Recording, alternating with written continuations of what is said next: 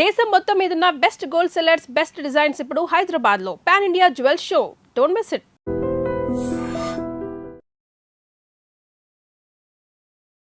నమస్కారం, welcome to I dream. ధర్మ మార్గం విత్ విజిత కార్యక్రమానికి స్వాగతం.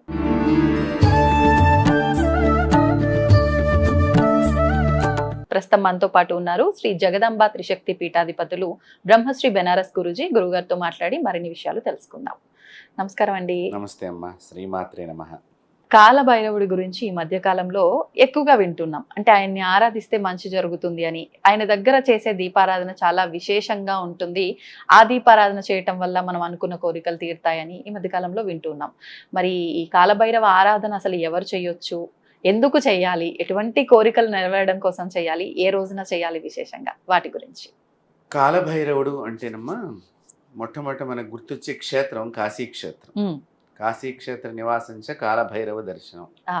కాశీలో మనం వెళ్ళి నివాసం ఒక రోజు ఉన్నా కూడా కాలభైరవుని చూడకుండా మనం ఇంటికి తిరిగి రాకూడదు అవునా అని పురాణాలన్నీ చెప్తున్నాయి. ఎందుకు? కాశీ క్షేత్రానికి ఆయన అధిపతి. ఈ అధిపతిని చూడకుండా, అంటే అధిపతి అంటే ఏంటంటే మొత్తం దాన్ని రక్షించేటువంటి వాడు కాశీ క్షేత్రాన్ని. పాలకుడు అన క్షేత్రపాలకుడు. క్షేత్రపాలకుడు, ఎస్, మీరు అన్నట్టుగా క్షేత్రపాలకుడు. సో ఆ క్షేత్రాన్ని అంతటిని కూడా రక్షించేటువంటి కాలభైరవుడిని ఆరాధన అనేటువంటిది చాలా మంచి గొప్ప ఆరాధనమ్మ. మీరు అన్నట్టుగా చాలా మంది మధ్య దీపాలు ఆరాధన చేయటం, అష్టమి రోజునని, అమావాస్య రోజునని, ఇలా రకరకాలుగా కాలభైరవుడిని ఆరాధన చేస్తున్నారు. అసలు వాస్తవానికి ఏ రోజున చేయాలి? ఈ 2 రోజులే విశేషమా? 2 రోజులు విశేషమే. ప్రతిరోజు కూడా మనం కాలభైరవుడిని ఆరాధన చేయవచ్చు. కాలభైరవుడు తీవ్ర దేవతల కిందనే వస్తాడు. వచ్చినప్పటికీ కూడా మనకి చాలా ఉపయోగాలు, మనకి చాలా దోషాలు, అలాగే పాపాలను పోగొట్టేటువంటి దేవుళ్ళలో కాలభైరవుడు ఒకడు. అంటే ప్రతి ఒక్కరు ఆరాధించాల్సింది. ఏంటంటే కాలభైరవుడిని మనం ఆరాధన చేస్తే మన పాపాన్ని కూడా ఆయన తీసేస్తాడు. కొన్నిటిని తీసివేసే శక్తి వారికి ఉన్నది. అంటే ప్రతి దేవుడికి ఉంటుంది కదా అనుకోవచ్చు, కానీ ఇక్కడ వచ్చేసరికి ప్రతి దేవుడు ఆ యొక్క పాపం పోయే మార్గాన్ని మనకి స్వప్నము ద్వారాను, వేరే గురువుల ద్వారాను ఆ పాపం పోయే మార్గాన్ని ఆయన మనకి సూచిస్తాడు. స్వప్నం ద్వారా కానీ, అయితే మనం జపం చేస్తూ ఉంటుంటే ఎవరో గురువుగారు వచ్చి ఏదో ఒకటి చెప్పటము, మనం అది చేయటము, అప్పుడు ఈ పాపం తొలగిపోవటము, ఇవన్నీ జరుగుతూ ఉంటాయి. కానీ కాలభైరవుడి దగ్గర అలా కాదు. తానే స్వయంగా తనని ఆరాధన చేసేవాడి పాపాన్ని తీసేస్తాడు. అది ఇక్కడ విశేషం. అసలు కాలభైరవుడు అంటే ఎవరు? అంటే శివుడి ఇంకొక రూపమేనా, లేకపోతే? కాలభైరవుడు శివుడి యొక్క మరొక రూపమే కాలభైరవుడు. ఈ కాలభైరవుడు ఎలా వచ్చాడు అనేది మనం పరిశీలన చేసినట్లయితే, ఒకసారి బ్రహ్మకి 5 తలకాయలు ఉండేవమ్మ పూర్వకాలంలో బ్రహ్మగారికి. ఈ 5 తలకాయలలో ఒక తలకాయ మంత్రాన్ని తప్పు చెప్పింది. దాంతో శివుడి యొక్క గోటితో ఆ తలకాయని తీసేశారు. గోటితోనే? అంటే శివుడి స్వరూపం ఎంత, శివుడు ఎంత ఎత్తులో ఆ మూర్తి ఉంటాడు, శివుడి యొక్క చెయ్యి ఎంత పెద్దగా ఉంటుంది, వారి యొక్క చేతి వేలు ఎంత పెద్దగా ఉంటుంది, దాని గోరు ఎంత పెద్దగా ఉంటుందో ఆలోచన చేయండి. ఒక మనిషి తలకాయని తీసేసి అంత గోరు. అలా తీసేసినప్పుడు ఆ యొక్క తలకాయ వచ్చి ఈ చేతికి అంటుకుంది. అప్పుడు ఆ శివుడిలోంచి ఒక రూపం వచ్చి బయటకు వచ్చేసింది. ఆ వచ్చిన రూపమే కాలభైరవుడు. అయితే ఆ రూపానికి ఈ చెయ్యి ఉండటం మూలకంగా పరమేశ్వరుడు, నీవు కాశీకి వెళ్ళి అక్కడ గంగలో స్నానం చేసి జపం చేస్తే ఈ తలకాయ నిన్ను వదిలేస్తుంది అని చెప్పడం జరిగింది. ఆ విధంగా కాలభైరవుడు కాశీ క్షేత్రానికి రావటం, ఒక చోట ఆయన స్నానం చేస్తూ ఉండగా ఆ తలకాయ, బ్రహ్మ యొక్క తలకాయ, ఇప్పుడు కూడా కాశీలో అక్కడ కపాల తీర్థం అని ఉంటుంది, బ్రహ్మ కపాల తీర్థం అనేది ఒకటి ఉంటుంది. చాలా మందికి తెలియదు. అది ఒక రోడ్ల మధ్యలో ఉండిపోయింది. అంటే ఇప్పుడు పెరిగిపోయింది కదమ్మా పట్టణము, సో రోడ్ల మధ్యలో ఉండిపోయింది, అది అక్కడ ఉంటుంది. అయితే ఈ భైరవుడు ఇక ఈ బ్రహ్మదేవుడి యొక్క శిరస్సు తన చేతి నుంచి వదిలిన తర్వాత పరమేశ్వరుని అడిగాడు, నేను ఎక్కడ ఉండమంటుంటే, నీవు కాశీ పట్టణంలోనే ఉండాలి, ఆ పట్టణానికి నువ్వు క్షేత్రపాలకుడుగా ఉండాలన్నప్పుడు స్వామివారు, కాలభైరవ స్వామివారు అక్కడ ఉండిపోవటం జరిగింది.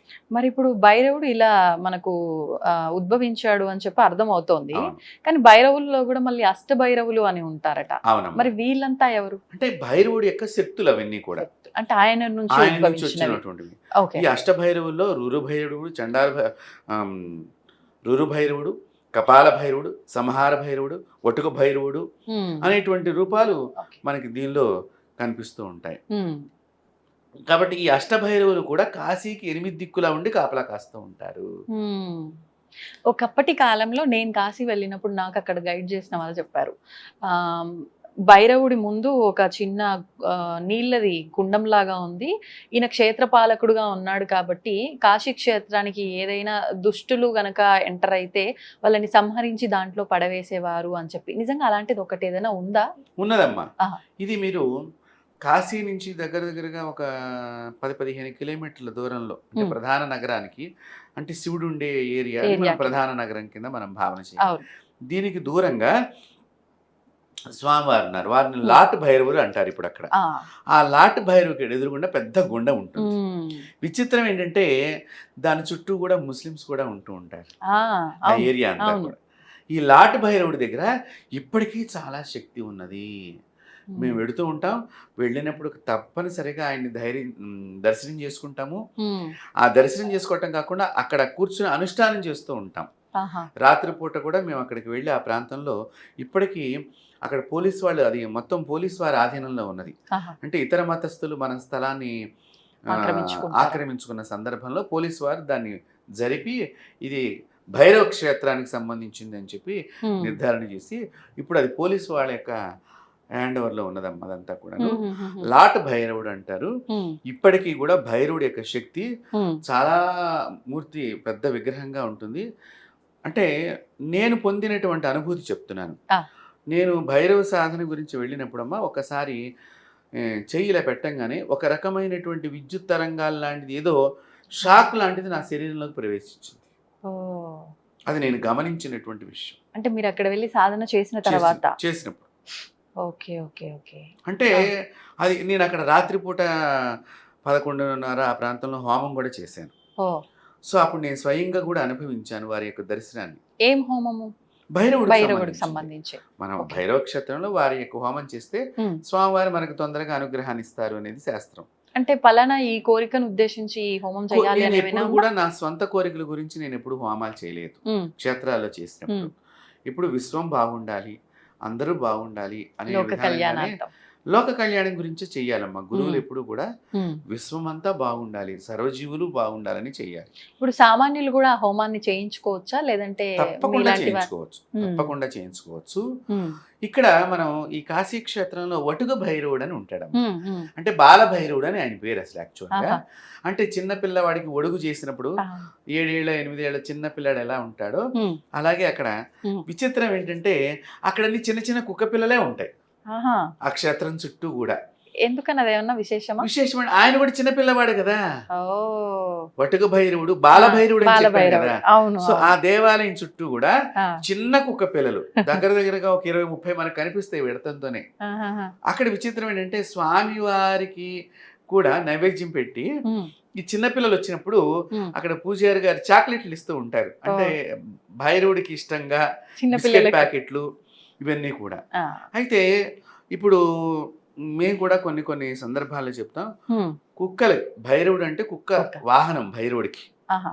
సో ఈ వాహనం కాబట్టి మీరు గనక మీకు ఏదన్నా దోషం అనిపించింది, ఉమ్. లేదా బాగా దృష్టి అనిపించింది, ఉమ్. లేదా బాగా ఒక మనసుని చింతింపజేసేటువంటి కోరిక లోపల దహించి వేస్తోంది అనుకున్న సందర్భంలో ఏదైనా బిస్కెట్స్ కానివ్వండి, ఏదైనా లడ్డూ పదార్థాలు కానివ్వండి, మీ చుట్టూ దృష్టి తీసేసుకుని కుక్కలు కనుక పెడితే అది తింటే మీ దోషం తొలగిపోయినట్లు. ఓ. తినకపోతే దానికి తప్పనిసరిగా మీరు విరుగుడు చేయించుకునే హోమం చేయించుకోవాలి. ఆ. ఇది ప్రత్యక్ష ప్రమాణం మనకి. భైరవుడు మన పాపాన్ని తీసుకున్నాడా లేదా అనే దానికి. ఉమ్. వీక్షకులు ఈ విషయాన్ని కావాలంటే కూడా గమనించాలి. గమనించి వారు కూడా వారి యొక్క సమస్యకి, అంటే మనసంతా బాగా ఆందోళనగా ఉండటం, అవును. ఈ ఆందోళన ఒక్కొక్క రకంగా దృష్టి దోషం ద్వారా కూడా వస్తుందమ్మా. ఉమ్. ఒకటి పేరు పెరుగుతున్నప్పుడు, మనిషికి పేరు పెరుగుతున్నప్పుడు కూడా కొన్ని ఆ. ఆందోళనలు వస్తూ వస్తూ ఉంటాయి. ఉంటాయి. తర్వాత ఈ పేరు పెరిగే సందర్భంలో కూడా ఉమ్, మనుషులు కూడా తప్పుడు మార్గానికి వెళ్ళే అవకాశం కూడా ఉంటుంది. ఉమ్. సంపాదించాలి అనేటువంటి తపనలో తపనలో తప్పటడుగులు మనకి వేరే వాళ్ళు చెప్పడం అన్నా జరుగుతూ ఉండొచ్చు, చెప్పుడు మాటలు వింటూ ఉండవచ్చు. ఉమ్, ఇలాంటివి ప్రతి రంగంలోనూ జరుగుతూ ఉంటాయి. చాలా ఎక్కువగా. కాబట్టి ఇలాంటప్పుడు ఆ భయము ఆందోళన చేస్తున్నామనేటువంటిది లోపల పెరుగుతుందమ్మా. అవును. ఇది ఎవరైనా గమనించారు మనం చేసే తప్పుని అనగానే ఇక వాళ్ళకి నిద్ర పట్టకుండా ఉంటుంది. వాళ్ళు కనిపించినప్పుడల్లా వీళ్ళకి భయము, టెన్షన్. చెమటలు పట్టేస్తూ ఉంటాయి. ఇలాంటి దోషాలను కూడా భైరవుడు తన దగ్గరికి లాక్కుంటాడు. భైరవోపాసన చెయ్యాలి అంటే గురువుల ద్వారా దీన్ని స్వీకరించి మంత్రాన్ని. కానీ ఇది సామాన్యులు భైరవుడి ఆరాధన చేయొద్దు, ఆయన ఉగ్రము, ఇట్లా కొంచెం తాంత్రిక పరంగా మాత్రమే ఎక్కువగా ఆరాధిస్తారు, ఇవి అన్ని మూఢనమ్మకాలా? అంతే, తాంత్రికంలో ఉన్నది. ప్రతి దేవత కూడా తాంత్రికంలో ఉన్నాయి. ఓకే. దశమహావిద్యలు ఉన్నాయి మనకి. అవును. దశమహావిద్యలన్నిటికీ తాంత్రిక ఉన్నది. దక్షిణాచారము, వామనాచారంలో ప్రతి దేవతకి దానిలో తీవ్ర దేవతలు ఎక్కువగా ప్రాచుర్యం పొందారు. కాళి, భైరవుడు, ఇలాంటివన్నీ కూడా రుద్ర సంబంధమైనటువంటి గణాలు. అమ్మవారికి కూడా రుద్ర సంబంధమైన గణాలు లాంటివన్నీ కూడా దానిలో ఎక్కువ. ఇప్పుడు వారాహి, ప్రత్యంగిర, భద్రకాళి, కాళి ఇవన్నీ కూడా దానిలోకి వెళ్ళినాయి. కానీ వీరందరినీ కూడా సాత్విక ఆచారంలో కూడా చక్కగా పూజ చేయవచ్చు. సామాన్యుడు కూడా పూజ చేయవచ్చు. నా జీవితంలో నేను అసలు భైరవుని పూజ చేస్తానని నేను అనుకోలేదు. నాకు ఎక్కువగా అమ్మవారు అంటే చాలా ఇష్టం. చిన్నప్పటి నుంచి కూడా అమ్మవారు అనగా చాలా ప్రీతి. ఒకానొక సందర్భంలో నేను అమ్మవారికి సంబంధించింది కొన్ని లక్షల సార్లు మంత్ర జపం అయిపోయిన తర్వాత హోమం చేస్తూ ఉంటే ఆ అమ్మవారే కాలభైరవుని నా దగ్గరికి పంపించుతాం. ఏ రకంగా? అంటే ఒక మనిషి వచ్చినట్లుగా నా దగ్గర కాలభైరవుడు వచ్చాడు. రాత్రి నేను పడుకున్నాను. ఒక యజ్ఞగుండం దగ్గర హోమం చేస్తూ ఉంటాం కదా దీని కోసం అని చెప్పి, ఆ హోమం చేస్తున్న సందర్భంలో నేను పడుకుని నిద్రపోతుండగా నేను అప్పటికే 11:30 అయిపోయింది. ఇంకా పూర్తి నిద్ర కూడా పట్టలేదు. పడుకున్నాను. ఇంకా పడుతున్న సందర్భంలో ఒక మనిషి వచ్చి ఇలా నన్ను పక్కకి జరిపాడమ్మా. నేను కళ్ళు తిరిగి చూస్తే నల్లగా నిగనిగ నువ్వులను రాసుకుని రోమాలు ఆ మోకాళ్ళ దాకా కనిపించింది ఆ స్వరూపం. నాకు ఒక్కసారి కొంచెం భయం అనిపించింది, ఎవరా ఈ వ్యక్తిని. ఈ మంత్ర సాధనలో మనం మంత్ర సాధన చేస్తున్నప్పుడు మనకి దేవత అనుగ్రహాన్ని కలిగించకుండా ఉండటానికి కొంతమంది మన మీద దుష్ట ప్రయోగాలు కూడా చేస్తూ ఉంటారు. అవునా? ఇలా కూడా ఉంటుంది? ఇలా కూడా ఉంటారు. నేనేమైనా వాళ్ళు పంపించినటువంటి శక్తి ఏమో ఇదని, అలాంటి వచ్చేమో మనం లేవకుండా ఉండాలనేది ఒక నియమం ఉన్నది. సో నేను మళ్ళీ పడుకున్నాను. మళ్ళీ పడుకున్న సందర్భంలో మళ్ళీ రెండోసారి ఆ శక్తి వచ్చింది నా దగ్గరికి. మళ్ళీ రెండోసారి ఇలా నేను జరుగుతున్నాను, నిజంగానే జరుగుతున్నాను. చాప మీద పడుకున్న వ్యక్తిని ఇక్కడి నుంచి ఇలా అయ్యాను, మళ్ళీ ఇక్కడి నుంచి ఇలా. సరే కళ్ళు తెరిచి చూస్తే నా ఎదురుగుండా కంటికి కనిపించలేదు. ఇంకెక్కడైనా యాగశాలకు దగ్గరగా ఉన్నాడేమోనని పరిగెద్దామని కొంచెం తలకాయ ఇట్లా ఎత్తి చూస్తుండే ఒక గట్టు మీద నిలబడి పూర్తి విగ్రహం కనిపించింది. విగ్రహ రూపం అంటే మనిషి. ఆ ఛాయ్ అంతా, మనిషి నీడంతా కూడా అక్కడ కనిపిస్తుంది నాకు. నేను చెప్తున్నా కదా, నూనె రాసుకున్న కాళ్ళు ఎలాగైతే మనం లైట్ వేస్తే చీకట్లో నిగనిగా షైనింగ్ అవుతూ ఉంటాయో ఆ విధమైనటువంటి శరీరాన్ని నేను చూశాను. చూసి నాకు ఇంకా కొంచెం భయం అనిపించింది. కానీ తమాయించుకుని అక్కడ ఎందుకు నిలబడ్డాడు, అసలు ఎవరు అని నేను వెంటనే మళ్ళీ నా సృహలోకి నేను వచ్చి నేను అమ్మవారిని ధ్యానం చేశాను. ధ్యానం చేసి ఏదన్నా ఉంటే అమ్మ దుష్టశక్తి అయితే గనక నీవు దూరం చేసేసి, మంచి శక్తి అయితే గనక నా దగ్గర ఉంచు అని నేను అన్నాను. అప్పుడు అమ్మవారు ఏం చేస్తుందంటే, ఇక మళ్ళీ నేను పడుకున్నాను, అతడు మళ్ళీ నా దగ్గరికి రావటం జరిగింది. మళ్ళీ జరిపాడు. మళ్ళీ కళ్ళు మూసుకుని పడుకున్నావాడు. 3 సార్లు జరిగింది ఇలానే. ఒక 5 నిమిషాల కాలం వ్యవధిలోనే, పెద్దగా ఎక్కువ సమయం కూడా లేదు, ఒక 5-10 నిమిషాల మధ్యలోనే ఇదంతా కూడా జరిగినటువంటి విషయం. వచ్చినప్పుడు ఈసారి నా తల వైపునే నిలబడ్డాడు హోమగుండం దగ్గర. అప్పుడు పూర్తిగా కనిపించాడు. అప్పుడు అమ్మవారితో నేను చెప్పుకున్నాను కదా, ప్రార్థన చేసి నిజమైన శక్తి అయితే నా దగ్గర ఉంచని. అప్పుడు ఆ అమ్మవారు అదే రోజు రాత్రి స్వామివారి మంత్రాన్ని నాకు కలలో ఉపదేశం చేసి, సో ఓహో వచ్చినటువంటి దేవుడు ఆయన. అప్పుడు అప్పుడు అర్థమైంది. సో దాని తర్వాత నేను 3 పెద్ద ప్రమాదాలు తప్పించుకున్నాను. ఈయన జరపడము నన్ను ప్రమాదాల నుంచి జరిపినట్లుగా నాకు అర్థమైంది తర్వాత నా జీవితంలో. ఇక్కడ కూడా 3 సార్లే 3 సార్లు జరిపారు. జరిపాడు. ఒకసారి నేను కూకట్పల్లి, మీరు ఇప్పుడు బీజేపీ ఆఫీస్ ఉంటుంది అక్కడ, ఆ ప్రాంతంలో పెద్ద ట్రాలీ వాహనం వెడుతుందమ్మా.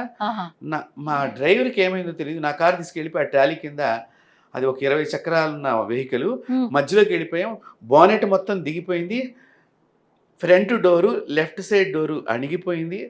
నేను ఈ డోర్ నుంచి బయటకు వచ్చేసాను, డ్రైవర్ కూడా వచ్చేసాడు. ఒక్క గీత పడలేదు శరీరం మీద, కారు పాడైంది. చూడండి అసలు దాని కిందకి వెళ్ళిపోవడం ఏంది, ఎంత సేఫ్ గా రావడం. అందరూ కూడా అక్కడ గురువు గారు అని అరిచేశారు, చాలా మంది అక్కడ తెలుసు. అలా ఒకసారి జరిగింది. రెండవసారి నేను ఈ ప్రమాదాన్ని మా ఇంటి దగ్గరే తప్పించుకున్నాను. ఏమైందంటే మామూలుగా మాకు బయటనే కాళ్ళు కడుక్కునే ఆచారం ఇప్పటికి కూడా ఉన్నది, అదే పద్ధతి ఇండిపెండెంట్ హౌస్లో. అయితే మా పనమ్మాయి వచ్చి గిన్నెలు కడిగేసి వెళ్ళిపోయినట్టుంది, బట్టలు ఉతికేసి. ఆ సోప్ ఏదో అక్కడ కింద ఉండిపోయినట్టుంది. నేను ఈ కాళ్ళు కడుక్కునేది కూడా అక్కడే. ఆ కాళ్ళు కడుక్కుని ఆ సోప్ మీద నేను ఉన్నదేం చూసుకోకుండా కాలు వేయటంతో జర్రమని ఇలా జారిపోతుంటే ఈ తలకాయ వెళ్ళి పిల్లలకి కొట్టుకొని పోతుంటే, ఆ కొట్టుకోబోతున్న సందర్భంలో నేను చచ్చిపోతానేమో అనుమానం వచ్చి గబుక్కుని ఈ చేత్తో నేను నెట్టేసుకుంటే ఈ గోడలోకి, బ్యాక్ సైడ్ ఎడమ గోడలోకి వెళ్ళి గుచ్చుకుంది ఆ పిల్లర్. కానీ ఒక రక్తం రాలేదు, ఒక గీత పడలేదమ్మా శరీరం మీద. అసలు మీరు పిల్లలు గీసుకుంటే ఇలా గీతలు ఏమీ పడలేదు. కనీసం అది గీరుకోకుండా గట్టిగా బలంగా దెబ్బైనా తగులుతుంది. దెబ్బ తగిలింది, నొప్పి, విపరీతమైన నొప్పి. అమ్మో అని అరిస్తే చుట్టుపక్కల ఇంట్లో ఉన్న వాళ్ళు కూడా బయటకు వచ్చి ఏం జరిగిందని చూశారు. ఇంకా నేను నా మరుసటి రోజు లండన్ ప్రయాణం. ఆ రోజున ఇంత దెబ్బ తగిలింది. వాళ్ళేమో టికెట్స్ అన్ని బుక్ చేశారు, వెళ్ళకపోతే మరి అవన్నీ వృధా అయిపోతాయి. ఒక్క రోజు ముందరంటే క్యాన్సిల్ చేయడానికి కూడా చాలా కష్టం. అంతే కదండి. అందులో వాళ్ళు మెయిన్గా వివిఐపి లాంజ్ టికెట్ లాంటివి కొన్నారు దానిలో. అది ఇంకా కాస్ట్ ఎక్కువ ఉంటుంది నాకు తర్వాత తెలిసింది, ఫ్లైట్ ఎక్కిన తర్వాత తెలిసింది. అందులో అది బ్రిటిష్ ఎయిర్వేస్. నాకు బాధ పొద్దున. ఇక ఆ రోజు నేను డాక్టర్ గారి దగ్గరికి వెళ్ళి ఇది అంతా చెప్పాను, నేను ఇట్లా వెళ్ళాలండి అర్జెంటుగా ఎట్లాగేనంటే ఆయన ఒక ఇంజక్షన్ ఇచ్చారు. ఎక్స్రే తీసి, మీకు భగవంతుడి అనుగ్రహం ఉంది గురువుగారు, ఏమి ఎరగలేదు, ఈ టాబ్లెట్స్ వేసుకోండి, మీరు దారిలో నొప్పి అనిపించిన అన్నారు. అలా రెండో ప్రమాదం నాకు నొప్పి లేకుండా లండన్ నుంచి మళ్ళీ తిరిగి రావటం దాకా జరిగింది. మూడవసారి లండన్ నుంచి వస్తున్నప్పుడు జరిగిందమ్మా. వెంటనే అంటే లండన్లో నేను ఒక 4 రోజులు ఉన్నాను. వచ్చి హైటెక్ సిటీ దగ్గర నేను దిగాను. అక్కడి నుంచి బస్సు, మనకి బస్సులు ఉన్నాయి కదా, ఆ బస్సు అప్పట్లో హైటెక్ సిటీ దాకానే వచ్చేది, మియాపూర్ దాకా వచ్చేది కాదు. సో ఇది దిగిన తర్వాత ఆ కింద గట్టు ఉన్నది, ఆ గట్టు నేను చూసుకోలేదు. మామూలుగా దిగిపోయాను, నా సూట్ కేసుల్లో 2-3 సూట్ కేసులు దింపుకున్నాను. ఆ పక్కన ఏదో మారుతి వ్యాన్ ఉంది, వాడిని పిలుద్దామని చెప్పి నేను వెళ్ళాను. వాడు కూడా వస్తానన్నాడు మియాపూర్కి. వాడు వచ్చేలోకి ఈ సూట్ కేసు యువతల నుంచి అవతల పెట్టుకుందాం అనే దానిలో నేను ఈ సూట్ కేసులను పట్టుకుని నడుస్తుంటే ఈ కింద ఈ గట్టు నేను చూడక చీకట్లో, తెల్లవారుజామున, ఇది 4 ఆ ప్రాంతంలో అనమాట, అది తగిలి ధన్మని ఇట్లా బొక్కబార్లా పడుతుంటే కరెక్ట్గా తలకాయి నన్ను ఏ బస్సు అయితే దింపిందో ఆ బస్సు కిందకి వెళ్ళబోయింది. నా అంతటికి నాకు సురహ వచ్చి వెంటనే ఈ 2 సూట్ కేసులు ఇట్లా ముందర వేసుకున్నానమ్మా. సూట్ కేసు మీదకి బస్సు ఎక్కింది, బస్సు టైర్కి వెళ్ళి నా తలకాయ తగిలింది. సో అలా రెప్పపాట్లో ప్రమాదాలు తప్పిపోయినాయి. అలా 3 సార్లు. అప్పుడు నాకు అక్కడికి వచ్చినటువంటి స్వామివారు ఎవరు, ఈ 3 సందర్భాలు అంటే భగవంతుడిని మనం ఆరాధన చేస్తే ఏదో రకంగా ప్రమాదాలని ఆయన తప్పిస్తుంది. అమ్మవారి సాధనలో మీరు ఉండటం వల్ల ఆవిడ మిమ్మల్ని ఈ రకంగా కాపాడాలని ముందుగానే. అది నేను అనేది ఏంటంటే భగవంతుడిని మీరు విశ్వసించండి, అనుమానం పెట్టుకోవద్దు. పూజ చేసేటప్పుడు కానీ అవుతుందా అవదా, ఈ దేవుడు కంటే ఇంకో దేవుడు గొప్పవాడు. ఇప్పుడు ఈ జనాలు ఇది ఎక్కువైపోయింది. నేను మన ఐ డ్రీమ్ ద్వారా ఒకటే చెప్పదలుచుకున్నాను ప్రేక్షకులందరికీ కూడా, మీరు కూడా దీన్ని 10 సార్లు మీరు కూడా, ఎందుకంటే ఈ దేవుడు గొప్ప, ఆ దేవుడు గొప్ప అంటే మనం ఒక సైకలాజికల్ గా వీక్ క్యాండిడేట్లు అయిపోతున్నాము. నిజంగానే. ప్రతి దేవుడికి శక్తి ఉన్నది. ఉమ్, అతను శివయ్య కావచ్చు, అమ్మవారు కావచ్చు, గణపతి కావచ్చు, సుబ్రహ్మణ్యం కావచ్చు, సూర్యుడు కావచ్చు, ఏ దేవతకైనా ప్రతి దేవతకి చాలా శక్తులు ఉంటాయి. ఆ దేవత మీద మీకు అనుమానం ఉండే ఉమ్, ఇంకో దేవుణ్ణి పూజ చేస్తున్నారు, దయచేసి ఆ అనుమానాన్ని తీసేసేయండి. ఉమ్. నేను మీ అవును, ఛానల్ ద్వారా వాస్తవం మీరు అన్నది. నిజంగానే ఏదైనా కోరిక కోరుకోవడము, అది నెరవేరకపోతే ఈయన వల్ల కాదు అని చెప్పి, ఏదో మనుషులకి వాళ్ళ వల్ల సాధ్యం కావట్లేదని ఇంకో మనిషి దగ్గరికి పని గురించి వెళ్ళినట్టు దేవతల్ని వాస్తవం, మార్చేస్తున్నారు. మీరు చెప్పింది వాస్తవం. ఆ. ఇప్పుడు అలాంటివే కూడా ఈ ఛానల్స్ లో కూడా ఈ దేవుణ్ణి మొక్కితే బాగా డబ్బు వస్తుంది, ఇలాంటివి కూడా మనం ఆప్ చేయాలి. ఉమ్, చెప్పే వాళ్ళందరూ కూడా అదే. ఇలాంటి విషయాల్ని మనం అవును. ఇక్కడి నుంచి చెప్పకుండా ఉండటం. గతంలో ఏదో జరిగిపోయి ఉండవచ్చు మిస్టేక్ గా, ఉమ్, ఇప్పుడు మనం అలాంటివి ప్రోత్సహించకూడదు. అంతే. ఎందుకంటే ఒక భగవత్ సాధనలో మీకు ఏదైనా, ఇప్పుడు మీరు అమ్మవారిని ఆరాధన చేస్తున్నారు అనుకోండి, మీకు అమ్మవారు ఎంత చేసినా కూడా మీకు దర్శనం కావటం లేదు Hmm. అంటే మీ పూజలో ఏదైనా లోపం జరిగి ఉండాలి, నెంబర్ 1.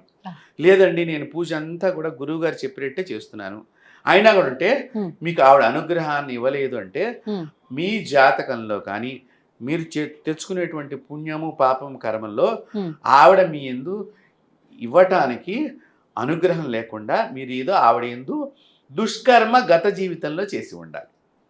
గతంలో అంటే ఇప్పుడు ప్రస్తుతం ఉన్న కింద జన్మలో కాదు, పూర్వజన్మలో ఉన్నా కూడా ఈ జన్మలో మనకి అమ్మవారి అనుగ్రహం కలగదు. మరి అలాంటప్పుడు ఏం చేయాలంట? అప్పుడు ఏం చేయాలి, మనం గురువు గారికి ఈ విషయాలని చెప్పుకుని ఆ గురువు ద్వారా, నా దగ్గరికి మొన్ననే ఒకళ్ళు వచ్చారు, ఇప్పుడు సేమ్ ఇప్పుడు మీకు ఈ పాయింట్ ఇది చెప్పాను, మొన్న ఒకళ్ళు వచ్చారు, వాళ్ళు ఇంట్లో వాళ్ళకి సౌండ్లు వినిపిస్తున్నాయట, చెవి దగ్గరికి వచ్చి నేను నిన్ను నాశనం చేస్తాను, నిన్ను సంహరిస్తాను, నేను బాగు కాకుండా చేస్తాను అంటే వాళ్ళు కూడా ఒక గురువు గారి దగ్గరికి వెళ్ళారట. వారు కూడా చాలా పెద్ద గురువు గారే, పేరుతో సహా చెప్పారు నాకు వాళ్ళు. ఇప్పుడు మనం వాళ్ళ పేర్లు చెప్పడం భావ్యం కాదు కాబట్టి ఆ గురువు గారి దగ్గరికి వెళ్ళి మంత్రం ఇచ్చారట వారు. వీళ్ళు సాధన చేశారట, కానీ వీళ్ళ సమస్య తగ్గిపోలేదు, ఇంకా పెరిగిందిట. అసలు ఎవరు చెప్పింది ఎవరండి? ఒక భక్తులు వాళ్ళ చెవులో చెప్తున్నారు ఆత్మలు. అంటే మీ మీద ఎవరో చేశారు, ఆ చేసిందా మిమ్మల్ని నేను సంహరించకుండా ఉండను, ఆ గురువు గారి దగ్గరికి వెళ్ళి ఇవన్నీ చెప్తున్నారట. అయితే వారు మళ్ళీ ఇంకొక మంత్రం ఇచ్చారు, దానికి కూడా లొంగలేదు. మళ్ళీ పాపం ఆయన ఇంకొక మంత్రం ఇచ్చారు, అయినా కూడా లొంగలేదు. చివరికి వీళ్ళు ఇన్ని చెప్తున్నా కూడా ఆ గురువు గారితో వీళ్ళకి దూరం పెరిగిపోయింది, ఈ గురువు గారు మనకి సరిగ్గా చేయట్లేదు పని అని. చూసారా, అది తప్పు, మనలో లోపం. అంటే చేసేది అంటే మనకి జపం చేస్తున్నామంటే ఈ జపం చేసే దేవత మీద మనసు కంటే కూడా ఏమన్నా వచ్చి చెప్తుందా అది విందామా అనే ధ్యాస ఉండటం మూలకంగా నిజంగానే ఉంటుంది ఇట్లా. This is psychic problem. అవును అవును. ఈ సైకిక్ ప్రాబ్లం వల్ల ఏమవుతుందంటే నేను జపం చేస్తున్నప్పుడు అది వస్తుందా రాదా అని ఇట్లా మనం చూస్తూ ఉంటాం. అంటే మనసు జపం మీద లేదు, జప దేవత మీద లేదు, ఓన్లీ వేలు మీద ఉండేటువంటి పూస కదిలిందా లేదా అనేది నువ్వు చూసుకుంటున్నావు తప్ప నోట్లోంచి అక్షరాలు చిన్నగా మానసికంగా ఒక్క క్షణమైనా నీవు ఆ భగవంతుడి పాదాల దగ్గర నీ ఆత్మను సమర్పణ చేసినావంటే భగవంతుడు నిన్ను వదలనే వదలడు. అంటే అలాంటి భగవంతుడిలో ఈ భైరవుడు నాకు 3 సార్లు ప్రమాదం తెప్పించాడు. తర్వాత చాలాసార్లు ఆయన నన్ను అనుగ్రహించారు. నేను ఆయన విగ్రహాల ప్రతిష్ఠ చాలా చోట్ల చేయించడం జరిగింది, అది కూడా దైవ కృప. కాశీ వెళ్ళినప్పుడల్లా చాలామంది, నేను చాలాసార్లు గమనించాను, ఒక 2-3 బజార్ల దాకా లైన్ ఉంటుందమ్మా, కానీ నేను ఆ లైన్లో నిలబడను, మామూలుగా వెళ్ళిపోతాను. వెళ్ళిపోయినప్పుడు కూడా నన్ను చూసినప్పుడు అక్కడ ఉండేటువంటి పోలీసు వాళ్ళు కూడా మీరు లోపలికి వెళ్ళిపోండి అన్నారు తప్ప ఏ రోజు ఆగిపోండి అని చెప్పలేదు. అంటే పోలీస్ డిపార్ట్మెంట్లో ఉన్న ప్రతి ఒక్కరు కూడా భైరవుడి శక్తితో పనిచేసేవాళ్ళు.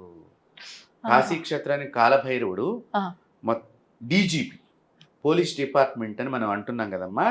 వేదాలలో ఈ పోలీసుని ఎక్కడ పెట్టారు అంటే కాలభైరవుడినే పోలీస్ కింద చూపించారు. Okay okay. సో ఇప్పటికీ కూడా కాశీలో కమిషనర్గా ఎవరైనా వస్తే కనుక ఆ ఆర్డర్ తీసుకొచ్చి, కాపీ ఆర్డర్ మనకి మినిస్టర్ గారి దగ్గర నుంచి వస్తుంది కదా, మీరు వెళ్ళాలి అపాయింట్మెంట్ లెటర్, ఈ అపాయింట్మెంట్ లెటర్ని కాలభైరవ క్షేత్రంలో పెట్టి పూజ చేయించుకుని ఆయన కమిషనర్ ఆఫీస్లో కూర్చుంటారు. వీళ్ళు వాళ్ళు ముస్లిమ్స్ అయినా కూడా ఇప్పుడు అదే పని చేస్తున్నారు. అంత ప్రత్యక్ష దైవము మన కాశీ క్షేత్రంలో ఉన్న కాలభైరవుడు. విచిత్రం ఏంటంటే కమిషనర్ గారి ఆఫీస్లో కూడా ఒక కుర్చీ కాలభైరవుడికి ఉంటుంది, అలా పక్కన పెట్టి ఫోటో కూడా ఉంటుంది. ఓహోహోహోహో. అంత శక్తి. అదే అంటున్నా నేను అనేది, మనము భక్తి భావనగా చెయ్యాలి. ఈ దేవుడు వారాహి గొప్పదంట, ప్రత్యంగిర గొప్పదంట, కాళి గొప్పదంట, ఇది గొప్ప. మీరు ఏ దేవుణ్ణి పూజ చేసినా ఆయన యందు మనసు లగ్నం లేకపోతే ఏ దేవతలు మీకు పని చెయ్యరు. అంతే. ఒక దేవుణ్ణి మనం పట్టుకుని గనక పూజ చేస్తుంటే ఆ దేవత వేరే దేవుణ్ణి పంపించవచ్చు. ఇప్పుడు నా మీ జీవితంలో విషయంలో అలానే జరిగింది అవును అదే. అవును ఆవిడ కాలభైరవుని పంపించింది నాకు రక్షణ గురించి, ప్రొటెక్షన్ గురించి, అవును అవును. ప్రమాదాల నుంచి రక్షించడానికి, ప్రొటెక్షన్, చెడు శక్తుల నుంచి కూడా. అప్పటి నుంచి నేను కాలభైరవుడి డైరెక్ట్ గా గర్భగుడిలోకి వెళ్ళిపోతానమ్మా. వెళ్ళిపోతాను, ఆయన పాదాలు పట్టుకుంటాను. వాళ్ళు కూడా నాకు అన్ని అక్కడ నేను ఏది చేయమంటే అది చేస్తారు.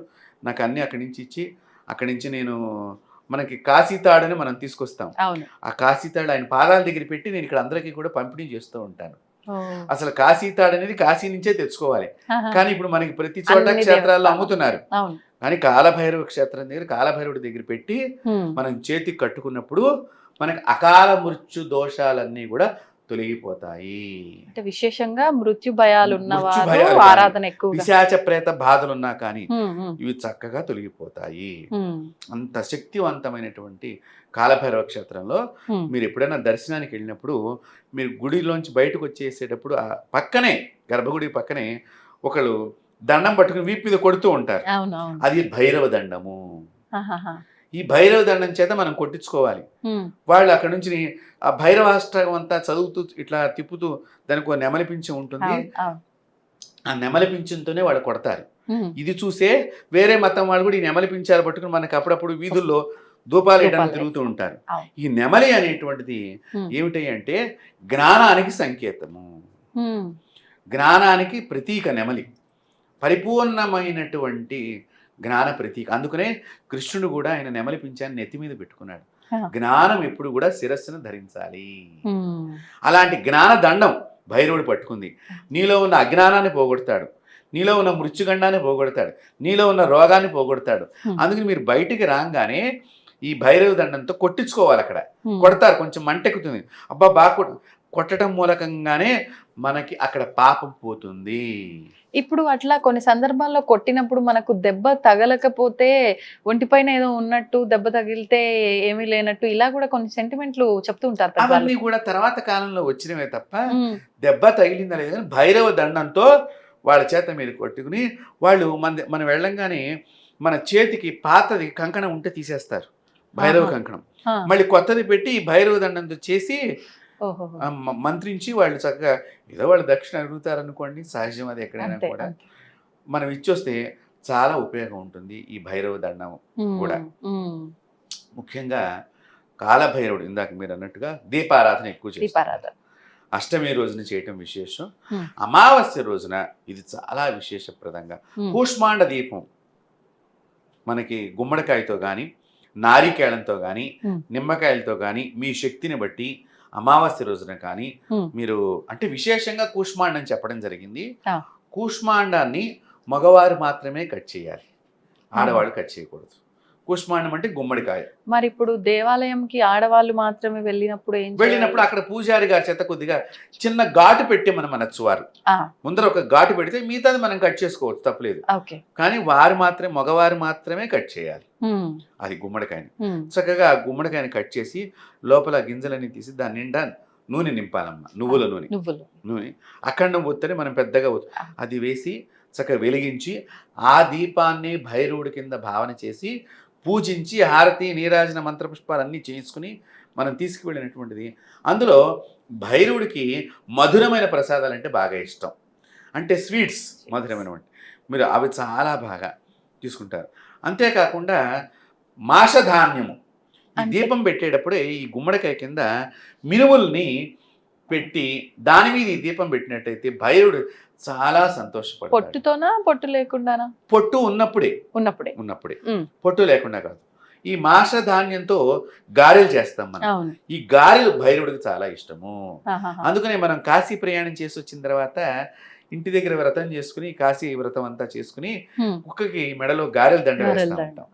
గారెలని అంటే ఆయనకు అది ఇష్టం. ఎవరైతే గారెలను సమర్పణ చేస్తారో ఒక దున్నపోతంత శక్తి కలిగినటువంటి ఆహారాన్ని స్వామివారికి సమర్పణ చేసినట్లు. గారెకి అంత శక్తి ఉన్నది. ఇప్పుడు 2 గుమ్మడికాయ ముక్కల్లోనూ దీపారాధన దీపారాధన చేయాలి. ఆహా. చేసి భైరవ అష్టోత్తరాన్ని కానీ భైరవ అష్టకాన్ని కానీ మనం పారాయణం చేస్తూ పూజ చేసుకుని మనకు తోచిన విధంగా పూజ చేసుకుని మీరు చక్కగా చేసినట్లయితే అది చాలా ఉపయుక్తంగా ఉంటుంది. నిమ్మకాయలు కూడా పెట్టవచ్చు, కొబ్బరికాయలో కూడా. కొబ్బరికాయల్లో పెట్టేటప్పుడు కొబ్బరి నీళ్లు తీసేసేయాలి. 2 చిప్పల్లో తడి లేకుండా చూసుకుని దానిలో నూనె పోసి మనం పెట్టినప్పుడైతే కనుక చాలా మటుకు కొబ్బరికాయలు దీపం పెట్టడం మూలకంగా సాత్వికమైనటువంటి పనులు తొందరగా అయిపోతూ ఉంటాయి.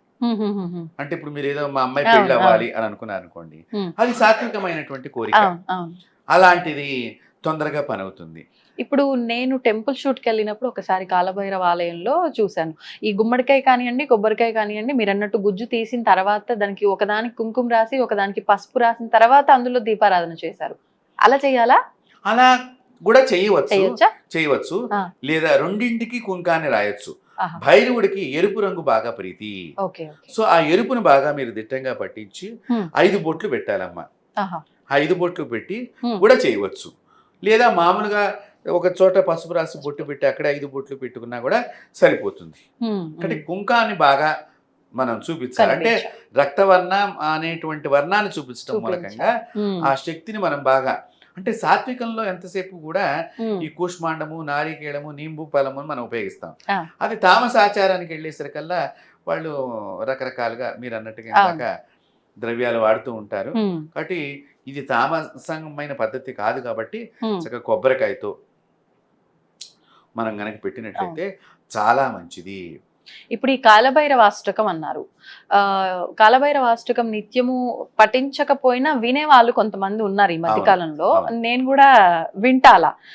నేను వినడం స్టార్ట్ చేసిన తర్వాత ఒక 2-3 నెలలకి నా ఫ్రెండ్ సర్కిల్లో ఉన్న వాళ్ళు నాకు చెప్పింది ఏంటంటే, నువ్వు ఇది విన్న తర్వాత నుంచి కొంచెం నీలో ఉగ్ర లక్షణాలు ఎక్కువగా కనిపిస్తున్నాయి, కోపంగా అనిపిస్తున్నావు ఎక్కువగా అని చెప్పి.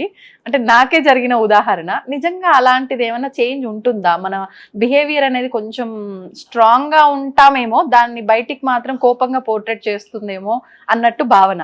మీరు ఇప్పుడు చెప్పిన దానిలోనే మీ ఆన్సర్ కూడా ఇప్పుడు ఎప్పుడైతే కొన్ని దేవతల్ని, ఇప్పుడు తీవ్ర దేవతల కిందనే మనం భైరవుడు కూడా చూస్తామని చెప్పాం కదా. ఇలాంటి వాళ్ళని పూజ చేసినప్పుడు మనలో కొంచెం ఆ తీవ్ర లక్షణాలు వస్తాయి, వాస్తవమే. కానీ మనం కూడా ఆ వచ్చినప్పుడు కూడానమ్మా అక్కడ అధర్మం జరిగితేనే మనం మాట్లాడతాము. ఓకే, కరెక్టే కదా. మరి తప్పు జరిగినప్పుడు మాత్రమే మన వాయిస్ కానీ, మన చూపులు కానీ, మన ఫేస్ ఎక్స్ప్రెషన్స్ కానీ అవన్నీ కూడా చేంజ్ అవుతూ ఉంటాయి. కారణం ఏంటి? భైరవుడికి ఎప్పుడు కూడా తప్పును సమర్థించడు. అయితే సాత్విక దేవతలు మిగతా వాళ్ళు మౌనంగా ఉంటారు, చెప్పాల్సి. కానీ భైరవుడు అట్లా కాదు, తక్షణం దాని తప్పుని తప్పు అని చెప్పేయటంలో భైరవుడు. అందుకని ఆయన పాలకుడు, క్షేత్రపాలకుడు అక్కడ. అంటే ఇక్కడ మన తప్పు లేదు, మనం ఉండాల్సిన విధంగానే ఉన్నాము. అయితే ఒకటి ఇలాంటి వచ్చినప్పుడు ఒక్కొక్క సందర్భాల్లో ఏమవుతుందంటే, కొన్ని సందర్భాల్లో స్నేహితం కూడా చెడిపోవచ్చు. ఎందుకంటే ఇప్పుడు సరువులు ఏదోటి చిన్న మిస్టేక్స్ అనేవి జరుగుతూ ఉంటాయి. కాబట్టి మీరు ఇది వింటున్నప్పుడు చక్కగా ఏదైనా మైసూరు పాకాన్ని మీరు ఆ భైరవుడు వింటున్నారు అంటే మీ ఇంట్లోకి దేవుడు వచ్చినట్టేనమ్మా. మీరు ఒక శ్లోకాన్ని యూట్యూబ్ లో పెట్టుకుని భైరవాష్టకాన్ని మీరు వింటున్నారంటే భగవత్ శక్తి ఇంట్లోకి వస్తుంది. మరి వచ్చిన శక్తికి ఆహారం పెట్టకపోతే మిమ్మల్ని తినేస్తుంది. అప్పుడు మీ కోపం పెరగడం అంటే అదే. సో మీరు మైసూరు పాకాన్ని చక్కగా మీరు మనసులో తలుచుకుని, మీ దేవుడు ఏ ఫోటో ఉన్నా దానిలో భైరవ శక్తి ఉంటుంది. ప్రతి దేవుళ్ళలోనూ శివుడి ఫోటో ఎట్లాగో లేకుండా ఉండదు మీ ఇంట్లో. ఆయనే భైరవుడు కనుక్కుని ఆయనకే ఈ మైసూరు పాకాన్ని నైవేద్యం పెడితే ఆయన స్మూత్గా మీరు గమనిస్తే గనక ఆ భైరవుడి యొక్క ప్రశాంత వదనం మళ్ళీ మీలోకి వచ్చేస్తుంది. చెబుతాము కానీ చెప్పే విధానంలో సున్నిత తత్వం కలుగుతుంది. పోన్లేండి, ఈ చిన్న లాజిక్ మిస్ అవ్వకుండా మనం చేసుకోవాలి. కాలభైరవుణ్ణి అసలు నేను కాశీలో కూర్చున్నప్పుడు స్వామివారి ఎన్నో నిదర్శనాలమ్మా. నేను అందులో గంగా ఒడ్డున ఉండేటువంటి ఈ హరిశ్చంద్ర ఘాట్లో కూర్చొని నేను చాలాసార్లు స్వామివారిని దర్శనం చేసుకున్నాను. అక్కడే 8 మంది భైరవుల్లో కూడా ఒక భైరవులు అక్కడ ఉన్నారు. ఆ హరిశ్చంద్ర ఘాట్ దగ్గరగానే ఉంటారు వారు కూడా. సంహార భైరవులు వారి పేరు. చాలా అంటే నేను ఒక్కొక్కసారి అనిపిస్తుంది, మన ఎదురుగుండా శవం తగలబడుతూ ఉంటుంది. కొన్ని కుక్కలు ఆ శ్మశానంలోనే తిరుగుతూ ఉంటాయి అనిపిస్తుంది. చివరికి మన జీవితం కూడా అక్కడికి వెడుతోంది అనే దాన్ని భగవంతుడు మనకి ఎట్లా అంటేనమ్మా భయం లేకుండా మనకి మనసుకు ధైర్యాన్ని ఇస్తూ ఉంటాడు. అంటే అది చూసినప్పుడు ఒక భావోద్వేగానికి మనం లోనవుతాం. కానీ జపం చేస్తున్న సందర్భంలో నేను ఎంత మంచిగా ఆ స్థితిని కూడా పొందగలుగుతాను. ఇప్పుడు ఆరోగ్యంగా ఉన్నాను, ఆనందంగా ఉన్నాను కానీ ఆ ప్రదేశానికి వెళ్ళినప్పుడు కూడా ఆ భగవంతుడి ఆరాధన చేస్తూనే ఉండాలి నా శవం కూడా అనేటువంటి మనసు నాకు అనిపించింది. అంత భైరవుడు మనకు అంత అసలు అధైర్యాన్ని ఇవ్వడు, చాలా ధైర్యాన్ని ఇస్తాడు, మంచిని చేస్తాడు. మళ్ళీ భైరవుని గనక ఎవరైతే బాగా పూజిస్తారో అన్యోన్య దాంపత్యం వృద్ధి కలుగుతుంది, సంతానం లేని వారికి సంతానం కలుగుతుంది. రాజులు అంటే ఇప్పుడు మన పరిపాలకులు గనక ఎవరైతే ఉంటారో వాళ్ళు చక్కగా తమ సామ్రాజ్యం బాగుండాలనుకున్నప్పుడు ఈ భైరవుడిని గనక మన ముఖ్యమంత్రులు కానీ ప్రధానమంత్రులు కానీ ఎవరైతే ఉన్నారో ఈ భైరవుని గనక ఆరాధన చేసినట్లయితే దేశంలో దుష్ట శక్తులు బయటకు వచ్చేస్తాయి. అంటే ఇప్పుడు ఉగ్రవాదులు అని అంటున్నాం కదా, టెర్రరిస్టులు, వీళ్ళందరూ కూడా తొందరగా బయటికి పడతారు, దాక్కున్న వాళ్ళందరూ కూడా. కాబట్టి భైరవుని ఆరాధన చేయాలి పాలకులందరూ కూడా. అంటే రహస్యంగా ఉండి ఇబ్బంది పెడుతున్న శక్తి ఏదైనా సరే బయటికి వచ్చేస్తుంది. రోజు మిలిటరీ వాళ్ళు కానీ పోలీస్ డిపార్ట్మెంట్ వాళ్ళు కానీ ఎంత మందిని పట్టుకుంటారమ్మా, ఒక్కొక్కసారి ట్రేస్ అవుట్ అయినట్టు అయ్యి జారిపోతుంటారు కదా. కాబట్టి భైరవుని ఆరాధన చేయటం మూలకంగా మన రాష్ట్రాల ముఖ్యమంత్రులు కానివ్వండి, అలాగే ప్రధానమంత్రి కానివ్వండి, ఈ భైరవుని కనుక ఉపాసన చేసినట్లయితే ఎక్కడెక్కడ ఉగ్రవాదులు లాంటి వాళ్ళందరూ దాక్కున్నారో వాళ్ళందరినీ కూడా దేశాన్ని రక్షించడానికి వీళ్ళు చేస్తున్నారు కాబట్టి హోమాలు, వాళ్ళందరినీ కూడా బయట ప్రకటింపబడేటట్టుగా చేస్తారు. చేసినప్పుడు ఆ దుర్మార్గుల్ని మనం తొందరగా పట్టుకుంటానికి ఉపయోగపడుతుంది. భైరవుడి సాధన చాలా గొప్పది. భైరవుడిని ఆరాధన చేసేవాళ్ళు ముఖ్యంగా మీరు స్వామివారికి ఏది ఇష్టమో అది తెలుసుకోవాలి. భైరవుడు మనకు అనుగ్రహిస్తాడా లేదా, మళ్ళీ భైరవుడిలో కూడా చాలా మంత్రాలు ఉన్నాయి. ఆ మంత్రాలకి మళ్ళీ దేవతా శక్తులు రకరకాలుగా ఉంటూ ఉంటాయి. కాబట్టి సద్గురువుని ఆశ్రయించాలి. ఆ గురువు చెప్పినట్టుగా భైరవుడిని మనం స్మరణ చేసినట్లయితే తప్పకుండా భైరవుడి యొక్క అనుగ్రహం ప్రతి ఒక్కరూ కూడా పొందవచ్చు. చాలా సంతోషం అండి. నిజంగా ఈ కాలభైరవ అష్టకం గురించే కానివ్వండి, భైరవ ఆరాధన గురించి చాలా సందేహాలు. అంటే ఇందాక నేను అన్నట్లుగా అంత తాంత్రికము, అమ్మో మేము చేస్తే ఏమన్నా అవుతుందేమో ఇలాంటి ఆలోచన ధోరణి కూడా ఉంది. ఈ ఒక్క వీడియో చూస్తే కనుక అన్ని పటాపంచలు కూడా కాలభైరవుడిని తలుచు. నేను చెప్పాను కదా, చాలా చిన్న పని. మీ చుట్టూ మీరు ఏదన్నా ఒక మిఠాయి ఉండని దృష్టి తీసుకుని మీరు కుక్కగా పెడితే అది తినకపోతే మీ దగ్గర తప్పకుండా దుష్ట శక్తి ఉన్నట్లే. అది దృష్టి దోషమైన శక్తి కావచ్చు, ప్రేత శక్తి, భూత శక్తి, మరో ఎవడన్నా ప్రయోగం చేసిన శక్తి అని తెలిసిపోతుంది మనకి. తినలేదు అంటేనే మీరు జాగ్రత్త పడమని సంజ్ఞ, తిన్నది అంటే మీ దోషాన్ని అది లాక్కున్నట్లు సంజ్ఞ. ఇప్పుడు మనం అది చేయకపోవటం మూలకంగా పూర్వం కుక్కలకు ఆహారం పెడుతూ ఉండేవాళ్ళు పల్లెటూళ్ళల్లో. ఇప్పుడు వాటికి ఆహారం దొరకట్లేదు. అందుకని వాటిల్లో రాక్షస ప్రవృత్తి పెరుగుతోంది. అందుకని అక్కడక్కడ మనల్ని కరవటాలు ఇవన్నీ కూడా జరుగుతున్నాయి. ఇది కూడా ఒకటి. రెండవది మాంసాహారం ఎక్కువగా బయట పడేయటం జరుగుతుంది, మిగిలిపోయినటువంటి మాంసం. దీనివల్ల ఈ కుక్కల్లో కూడా తామస శక్తి పెరిగిపోతుంది. దానివల్ల కూడా కుక్కలు కరవటం అనేటువంటిది. ప్లస్ ఇప్పుడు ఎండాకాలం కదమ్మా, వాటికి దాహారత ఎక్కువగా ఉంటుంది, ఆహారం దొరకదు, కడుపు మంట. మనకు చూడండి, ఆకలి వేసినప్పుడు ఎవరైనా చుట్టపోడు వచ్చి ఇంట్లో కూర్చుని వాడు వెళ్ళిపోతానంటాడు, వెళ్ళడు, మనకు ఆకలిస్తూ ఉంటుంది. కొన్ని భోజనానికి వస్తారని తినేసి వచ్చానంటాడు, మనకు ఆకలి. లోపల కడుపులో మంట కలుగుతుందా లేదా? ఇలాంటి మంటే ప్రతి జీవికి కూడా ఉంటుంది. అప్పుడు అవి మనం చిన్న ఈ పిల్లలు కానీ ఎవరన్నా ఇట్లా కర్రతో అన్న ఇవన్నీ గుర్తుకొచ్చి మన కరవడానికి కూడా వస్తూ ఉంటాయి. కుక్కల కరవటంలో కూడా మన కుక్క వాసన చూసి వెళ్ళిపోయింది అనుకోండి, మనం దోషాన్ని ఏదో తీసుకెళ్ళినట్లు లెక్క. ఓకే ఓకే, ఇవి కూడా ఉన్నాయి. ఇప్పుడు కుక్కల్ని ఇంట్లో పెంచడం మరి కాలభైరవుడి వాహనము అన్నారు, కానీ కుక్కల్ని ఇంట్లో పెంచొద్దు అంటే పెంచకూడదు, అది తప్పు. ఎవరిని ఎక్కడ ఉంచాలి? అక్కడే ఉంచాలి. మీరు ఎవరిని ఎక్కడ ఉంచాలి? మరి గోమాతని ఇంట్లో పెట్టుకోవచ్చుగా. మరి గోమాతను ఎందుకు ఒళ్ళో పడుకోబెట్టుకోవట్లేదు, వాటికి ముద్దులు పెట్టట్లేదు, వాటికి మంచం చేయించట్లేదు? గోవు సర్వదేవతా స్వరూపం, దాన్ని పెంచండి అంటే పెంచట్లేదే. కుక్కను వద్దన, అదే కలియుగంలో లక్షణం అమ్మా. వద్దన్నది చేయటమే కలియుగంలో మనుషులే కానీ ఎవరైనా కానీ అవును. అది బాగా ప్రీతిని పొందేటట్టుగా వద్దన్నారంటే ఏముంది ఏముంది? ఏముంది ఏముంది అనేటువంటి మనిషి నిరంతరం కూడా అవును. ఆ యొక్క ధ్యాసలో ఎక్కువ ఉంటాడు వద్దన్నది. ఉమ్. అందువలన వాడి ప్రమాదాలను కొని తెచ్చుకుంటూ ఉంటారు. ఉమ్. మీరు బాగా గమనిస్తే కుక్క బజార్లో ఏడ్చింది అనుకోండి, చిచ్చి అంటే ఆ బజార్లో ఎవరికో మృత్యుగండం వచ్చినట్లు లెక్క.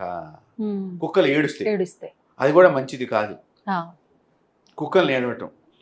కాబట్టి ఈ కుక్కల వలన కూడా చాలా ఉపయోగాలు ఉన్నాయి. కరవవచ్చు, కరవటం అనేటువంటిది దాని లక్షణం, కరుస్తోంది, మనకి బాధ కలిగింది, అవును. నిజమే.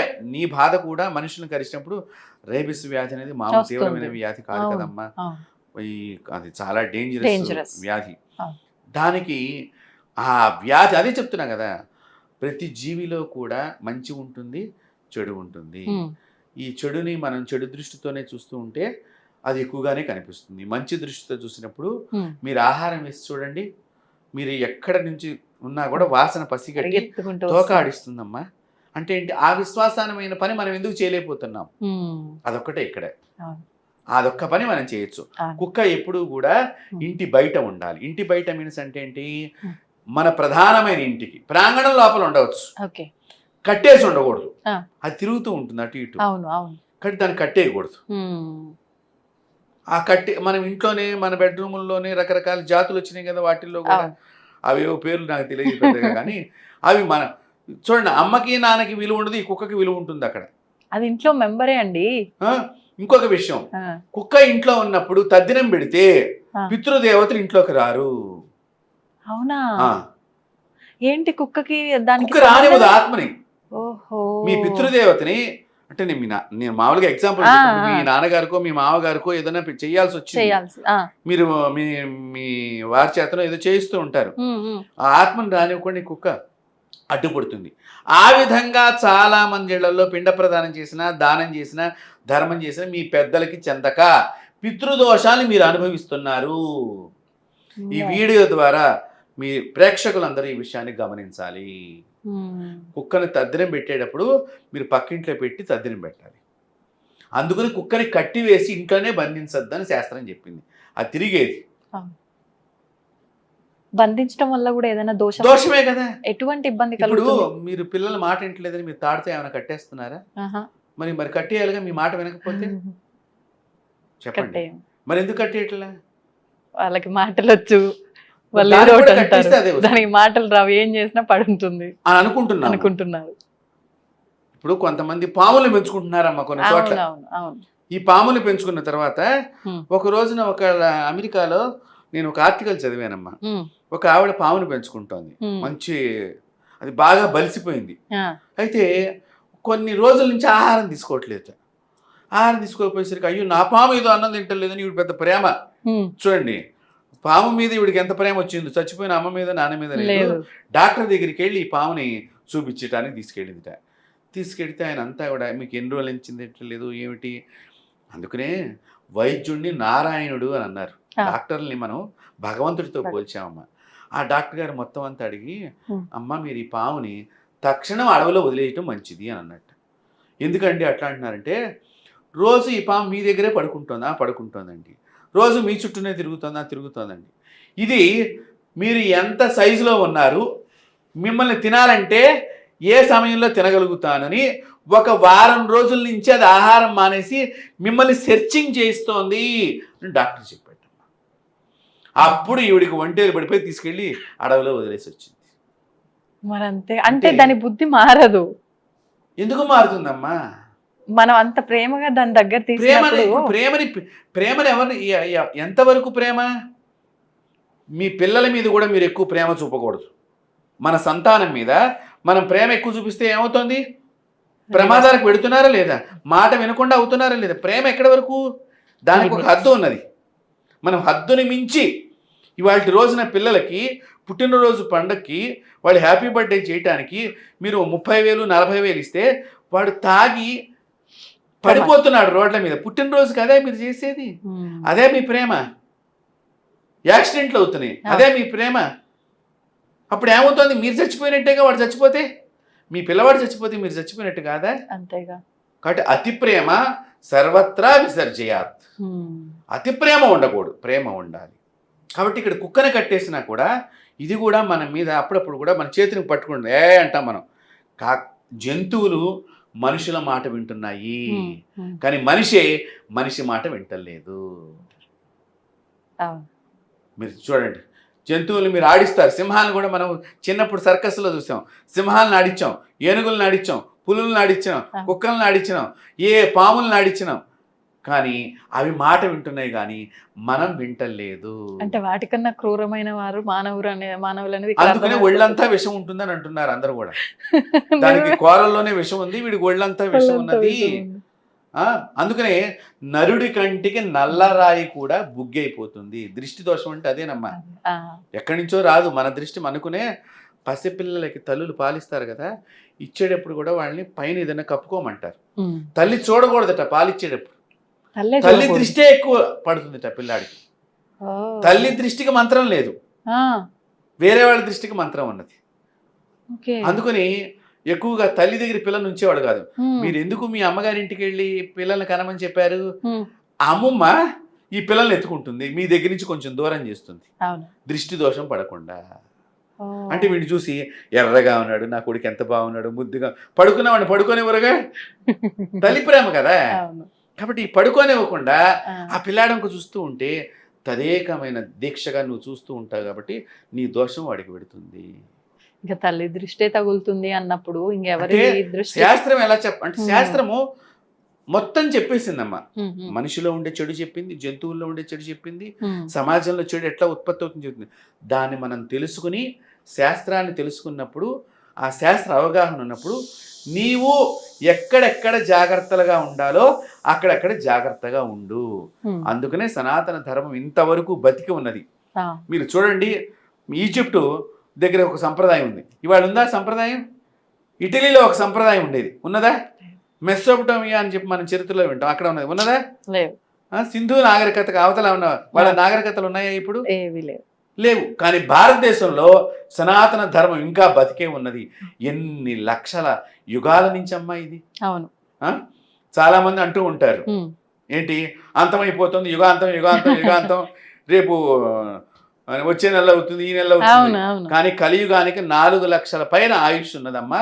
ఈ 4 లక్షలు అయిన తర్వాతనే కలియుగానికి అంతం ప్రారంభం. ఎన్ని తరాలు చూడాలి ఒక్కొక్క కుటుంబం.